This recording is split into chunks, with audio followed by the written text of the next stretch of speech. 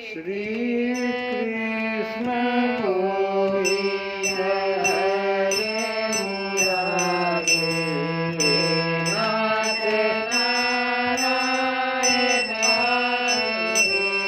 हरे श्री कृष्ण गोविंद हरे मुरारे नाथ नारायण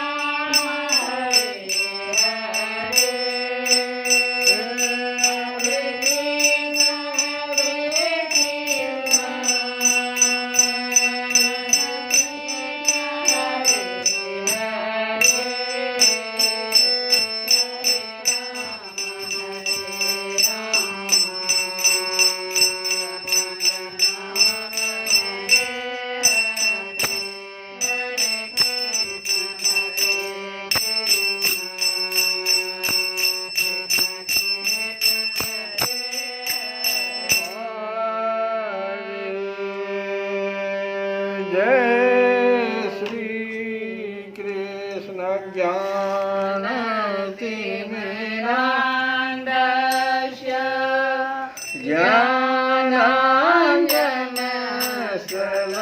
ज्ञानाञ्जनशलाकया चक्षुरुन्मीलितं येन तस्मै गुरवे नमः। वसुदेवसुतं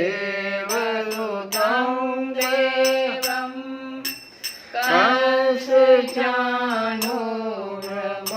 कंसचाणूरमर्दनं देवकी परमानन्दं वन्दे जगद्गुरुं रुक्मिणी केलिसाङ्गतं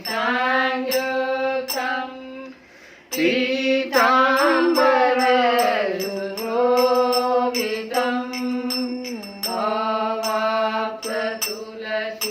आवाप्ततुलसीगन्धं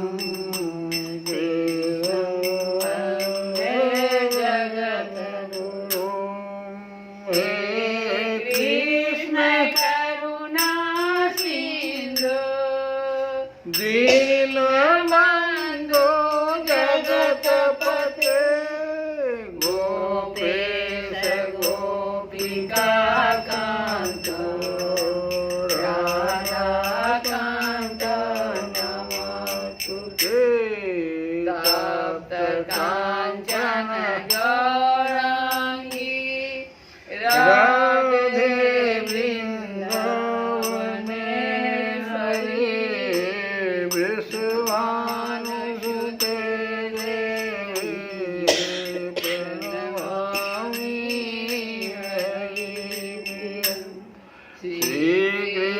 श्रीकृष्णाय वासुदेवाय हरये परमात्मने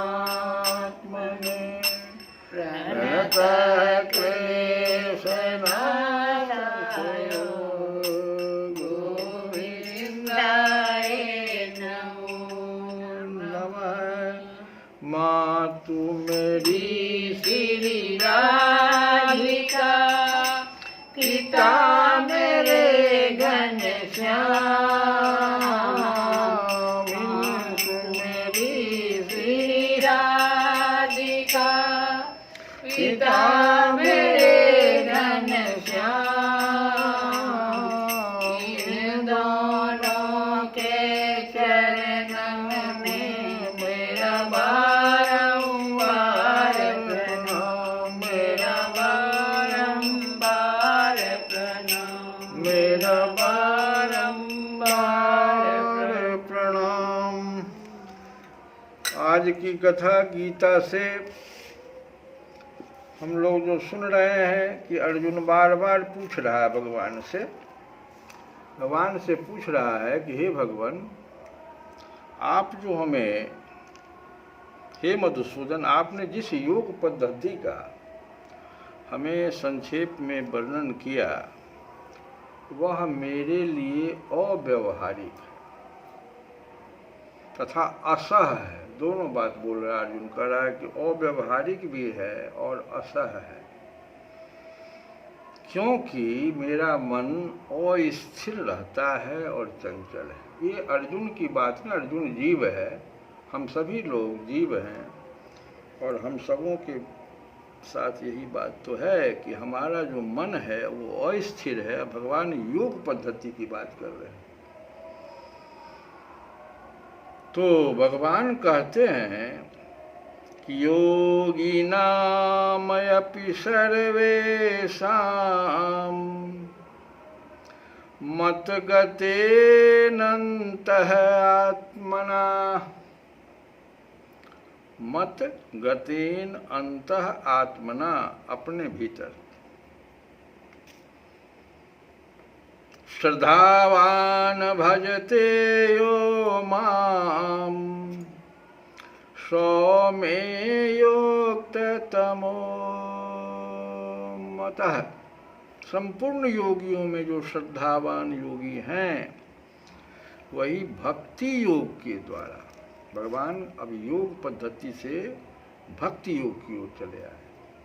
कहते हैं संपूर्ण योगियों में जो श्रद्धावान योगी है वह भक्ति योग के द्वारा मेरी आज्ञा का पालन करता है और अपने अंतर में मेरे बारे में सोचता है।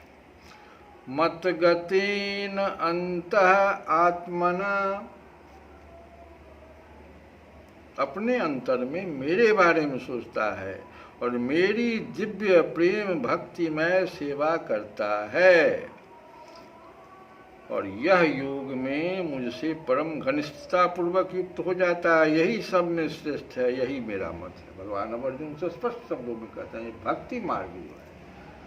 तो फिर अर्जुन पूछता है कि कैसे प्राप्त होगा। तो भगवान कहते हैं कि इसके लिए अभ्यास योगेन से होगा। वास्तव में मन अपने शरीर से नहीं, वास्तव में हम अपने शरीर से नहीं अपितु अपने मन तथा बुद्धि से कर्म करते हैं। इस बात को ध्यान रखना पड़ेगा। शरीर से कोई भी कर्म नहीं होता है। जब भी कर्म होता है तो मन और बुद्धि से होता है और मन तथा बुद्धि सदैव अगर परमेश्वर के विचार में मग्न रहे, यही अभ्यास। आप कार्य करते रहिए। बहुत सुंदर माताओं का उदाहरण दिया जाता है। माताएं भोजन बनाती रहती है लेकिन उस समय में ही उसके और अन्य कार्य भी उसके साथ हो जाते। कोई बच्चा उधर आ गया, कोई दूसरा व्यक्ति उससे बड़ा आदमी आ गया, उन सबों पर भी उनका ध्यान है। निरंतर वो अगर परमेश्वर के विचार में मग्न रहे तो स्वाभाविक है कि इंद्रियां भी उनकी सेवा में लगी रहे। और यह चीज हमें भगवत गीता सिखाती है। अभ्यास योग कैसे? श्रवणम कीर्तनम विष्णु स्मरणम पाद सेवनम। नवदा भक्ति।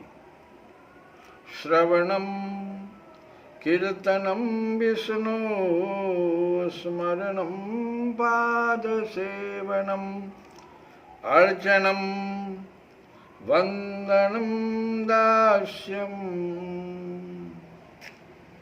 सख्य आत्मनिवेदनम। नौदा भक्ति। भगवान कहते हैं ये 9 विधियां हैं जिनमें सबसे मुख्य जो है वो श्रवण श्रवण श्रवण। आप श्रवण ही नहीं कीजिएगा। अभी हमने एक प्रश्न पूछा है कि 62 साल से अधिक के व्यक्तियों को क्या करना होगा, सबसे सुगम मार्ग उसके लिए क्या है, कोई भी हमको सजेस्ट करे। श्रवणम से बढ़िया कुछ मार्ग ही नहीं है। और श्रवणम अगर कीजिएगा सबसे सुगम है, तब क्या होगा, भगवान का चिंतन, व्यक्ति भगवत चिंतन की ओर मुड़ेगा। जैसे श्रवण कीजिएगा, आप श्रवण कीजिएगा संसार का, माया का, तो आपका चिंतन कहाँ जाएगा। इसीलिए तो पहले ही भगवान कह दिए कि सब काम करता रहे अपने मन और बुद्धि से कर्म कर, लेकिन बुद्धि, मन और बुद्धि को सदैव परमेश्वर के विचार में तो मग्न रखो। और ये तभी होगा जब श्रवणम करेंगे। किसका श्रवण करेंगे, भगवान के लीला कथाओं का। इससे परमेश्वर का स्मरण होगा और शरीर छोड़ने पर आध्यात्मिक शरीर प्राप्त होगा, जो परमेश्वर की संगति के लिए, भगवान से संगति के लिए उपयुक्त होगा। तो भगवान ने ये रास्ता बताया, 9 विधियां, ये रामचरितमानस में भी है। और भगवान कहते हैं कि सर्वधर्मान परित्यज्य माम एकम शरणम व्रज। समस्त प्रकार के धर्मों का परित्याग करो और मेरी शरण में आओ। सर्वधर्मान परित्यज्य माम एकम शरणम व्रज। मैं क्या करूँगा, अहम त्वाम सर्व पापेभ्य अमोक्षिष्यामि मा शुचः। मैं समस्त पापों से तुम्हारा उद्धार करूं। बस इतनी सी बात। एक भजन हम लोग सुने कि